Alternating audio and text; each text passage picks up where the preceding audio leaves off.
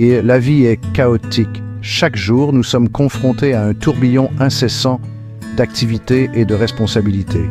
C'est un tourbillon d'échéances, de factures imprévues et de relations compliquées. Les défis semblent sans fin et le stress s'accumule. Trouver la paix au milieu de la tempête semble impossible. Les pressions de la vie moderne peuvent nous submerger, nous laissant épuisés et désorientés. Mais et s'il existait un moyen de trouver un îlot de calme dans cet océan de chaos? Et s'il existait une philosophie, une pratique, qui offrait un chemin vers l'ordre, la tranquillité, même face aux chaos inévitables de la vie? Une méthode pour cultiver la paix intérieure malgré les tempêtes extérieures? C'est là que le stoïcisme entre en jeu. Cette ancienne philosophie grecque nous enseigne à accepter ce que nous ne pouvons pas changer et à nous concentrer sur ce que nous pouvons contrôler. Cette philosophie antique n'offre pas un moyen d'échapper à la tempête, mais de l'affronter avec grâce et résilience. En adoptant les principes stoïciens, nous pouvons naviguer à travers les turbulences de la vie avec une sérénité inébranlable. Voici Jacques, un graphiste talentueux, un mari aimant mais complètement dépassé. Sa vie était une symphonie de délais non respectés, de promesses oubliées et de frustrations croissantes.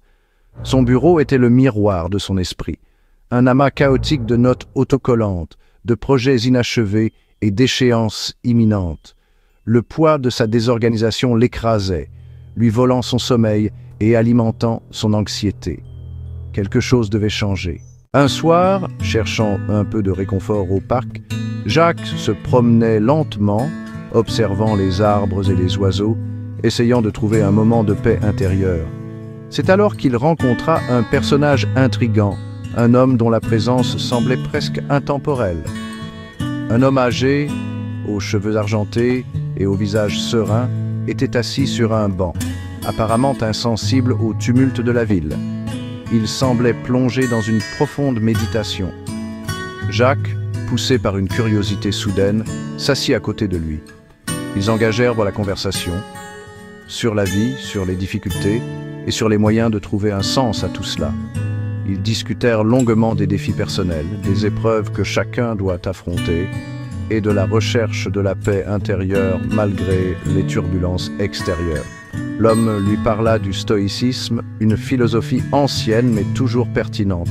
Il expliqua l'importance de l'acceptation de ce que l'on peut contrôler et de la nécessité de lâcher prise sur ce que l'on ne peut pas contrôler. Jacques écoutait attentivement, réfléchissant à ces paroles sages. Il comprit que, pour trouver la paix, il devait apprendre à laisser aller ce qui échappait à son contrôle. Intrigué et inspiré, Jacques emprunta un exemplaire bien usé des pensées de Marc Aurèle, déterminé à explorer plus en profondeur cette philosophie qui promettait de transformer sa vision de la vie. Alors que Jacques se plongeait dans le stoïcisme, un principe clé résonna en lui, se concentrer sur ce que l'on peut contrôler. Il réalisa qu'il ne pouvait pas contrôler les embouteillages, les changements de dernière minute des clients ou le robinet qui fuit. Mais il pouvait contrôler ses réactions, ses choix, son état d'esprit. Il commença à méditer chaque matin, une pratique qui aiguisa sa concentration et calma la tempête intérieure.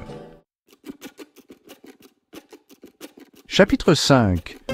Dompter la bête des emails, conquérir l'agenda. Armé de cette nouvelle lucidité, Jacques s'attaqua à sa vie chaotique. Il mit en œuvre la philosophie du Inbox Zéro, domptant la bête qu'était sa boîte mail. Il hiérarchisa ses tâches, utilisant un simple carnet pour planifier sa journée. Il commença à dire non plus souvent, fixant des limites saines pour protéger son temps et son énergie. Lentement, l'ordre commença à émerger du chaos. Chapitre 6. Le deuxième pilier. Amor fati. Accepter l'imprévu. La vie, cependant, avait d'autres projets. Un coup de téléphone brisa le nouvel équilibre de Jacques. Son père avait été hospitalisé. La peur et l'inquiétude menaçaient de le replonger dans l'abîme du chaos. C'est alors qu'il se souvint d'un autre principe stoïcien, amor fati, aimer son destin. Chapitre 7. Une perte soudaine. Une réponse stoïcienne. Malgré tous leurs efforts, le père de Jacques décéda. Le chagrin le frappa de plein fouet, une vague menaçant de le noyer dans la tristesse. Mais au milieu de la douleur, Jacques trouva du réconfort dans le stoïcisme. Il ne pouvait pas contrôler la perte, mais il pouvait contrôler sa réaction. Il choisit d'honorer la mémoire de son père en vivant une vie remplie de sens et de résilience. Chapitre 8. Le troisième pilier. La vertu avant tout. Jacques apprit que le vrai bonheur, le véritable ordre, ne provenait pas de facteurs externes, mais de la vertu intérieure. Il s'efforça de pratiquer la sagesse, la justice, le courage et la tempérance dans tous les aspects de sa vie. Il devint bénévole dans une soupe populaire locale, trouvant un but à aider les autres. Il devint un pilier de soutien pour sa mère endeuillée. Chapitre 9. Trouver l'ordre, trouver la paix. Ce chapitre explore comment l'ordre peut être une source de paix intérieure. Grâce au stoïcisme, Jacques n'a pas seulement organisé sa vie, il l'a transformée. En adoptant des principes simples mais puissants, il a trouvé une nouvelle clarté et un sens renouvelé. Il a appris à naviguer dans les tempêtes inévitables de la vie avec grâce et courage. Chaque défi est devenu une opportunité de croissance personnelle et de renforcement de son caractère. Il a trouvé la paix, non pas en l'absence de chaos, mais dans sa capacité à l'affronter. En cultivant la résilience et la patience, il a découvert une sérénité durable. Son histoire témoigne du pouvoir durable du stoïcisme, une philosophie de vie, une feuille de route pour trouver l'ordre au milieu du chaos. Passez à l'action. Commencez par de petites étapes chaque jour. Procurez-vous un exemplaire des Pensées.